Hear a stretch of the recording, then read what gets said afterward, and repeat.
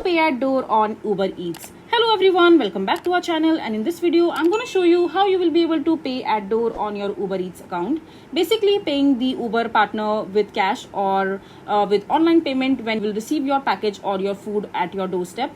So first of all, just simply download the Uber Eats application in your mobile device, and after that just simply open it. And once you're there in your Uber Eats account, just simply log into your account using your credentials.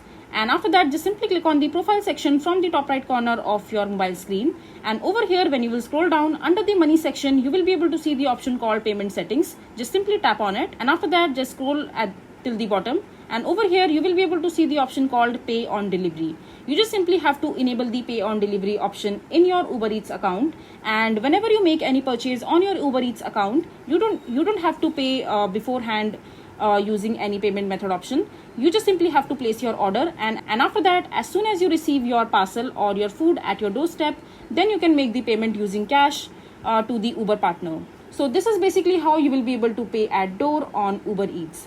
I hope you find this video to be helpful. So that is it for this video. If you find this video to be helpful, make sure to hit that like button and don't forget to subscribe to our channel for more such informative videos, and I'll see you the next time.